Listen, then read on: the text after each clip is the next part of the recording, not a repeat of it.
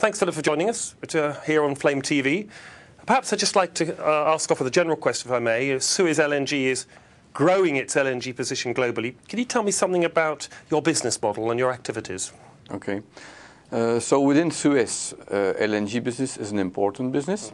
It is not our biggest business. We are big in power, 60,000 megawatt worldwide, and LNG is let's say, a separate business, but quite complementary to the power business. Now, when you talk about our position, as you know, we are a player in the Atlantic Basin. We are one of the first players with having access to the US side with Everett and also to Zeebrugge, so on both sides of the Atlantic. Well, supplied from Trinidad, yes? Correct, yes. We've got an interesting position to start from. And if you ask what is your strategy to grow the business, so our strategy is in fact to create a portfolio of niche regas markets and also liquid markets. And niche markets help us in fact to source additional supply. And I imagine the merger with GDF will actually help support that strategy. How will the kind of joint companies work out? Okay, so when you think the merger, the portfolios of both companies, of Suez and Gaz de France, are quite complementary. Gaz de France is more focused on France. We are more focused on the US. So it's quite complementary. So we are really looking forward to the merger because there's a lot of things that you can optimize within those two portfolios. Timing's the issue, of course, but we are positive. Positive. Optimistic, yes. But we talked about Atlantic Basin. How about aspirations in Asia? Does the Suez or the joint company have aspirations for growing into Asia a bit more? Well, Suez up to now, we have sold a lot of spot cargoes to Japan and to Korea. The Asian markets are not really that open as a European supplier. They're mainly dominated by the Korean KOGAS and by the Japanese player. I understand your question. Today and tomorrow will be, let's say, a rather big Atlantic-focused player. But LNG is a global business. It's a worldwide business. So there is indeed some interest to grow into the Pacific Basin. Yeah, it's certainly as we look at the different markets and the different pricing profiles, having a position in Asia is getting increasingly important for a global LNG player such as yourself. Coming back to the States, if we can, for a second, I'd just like to ask a quick question about the Everett terminal, if I may, which I think I read it has opposition from quite a few political masters in the States because its physical location in the centre of Boston. You, of course, also starting up the Neptune project offshore Boston. Could you tell us a little bit about the Neptune project, why you've gone into it, and perhaps what's going to happen to Everett when that project starts up? Yeah.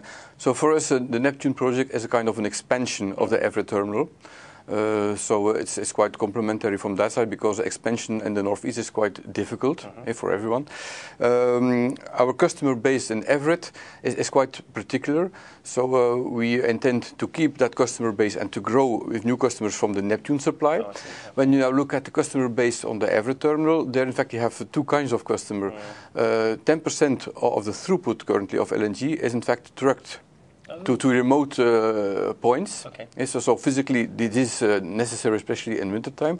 And even we have a power plant, a Mystic, which is physically connected and can only be provided, in fact, from the Boston terminal. Oh, I see. So it'd be difficult to replace that with the Neptune volumes. I understand. I think you certainly got some challenges with Neptune. And how's that moving forward at the moment? We got the permitting. We have hired, in fact, and ordered 2 ships, 2 regas ships. So everything is online to be commissioned by end of 2009. So that'll be after the Accelerate Northeast Gateway, which starts up beforehand. And do you think there's a place for both offshore terminals? I guess the market. Some people said you'd merge at some point, but anyway. I guess the market is open. I mean, you have Cove Point, you have Canaport, you have Accelerate. I think it's good for the northeast. Yeah, it is. Okay. Well, one of the things that's kind of holding the business back at the moment and expanding, we've just been talking about the downstream market to date, of course, is LNG supply. So perhaps I can ask, in this LNG supply short world, how does a company such as Suez LNG secure LNG, and how long do you think we're going to see these current supply shortages going on? Yeah. So Suez is one of the few players in the LNG business which is more downstream driven. Right. Okay. So I mentioned you earlier about, let's say, our niche markets. The fact that we are not an oil major, not in the E&P, gives for some NOCs, national oil companies, an attraction to work with Suez. Okay.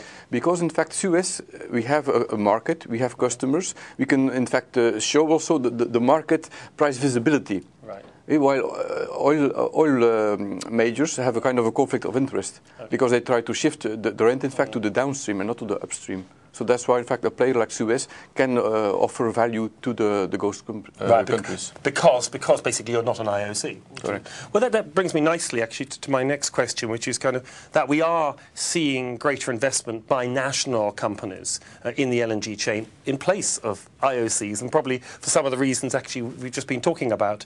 And I was wondering, whether you thought this trend would continue, and maybe expanding it to ask you for your view as to what the role of the IOC could be in the future. Yeah. So what we all know today, it's a strong seller's market. And the role of the national oil companies, in my opinion, they will become more and more vertically integrated, that they will go to the final customer. And in fact, beyond the regasification terminal, right down to the can user. When you look, in fact, at players like QP, like Sonatrach, like NNPC, those guys control the flows of LNG. Yeah. And what you see, in fact, like the model of Gazprom on Stockman, where you have, in fact, Statoil and also Total invited as part of the consortium, they are more service provider. Okay. But the LNG is really controlled by the national oil company.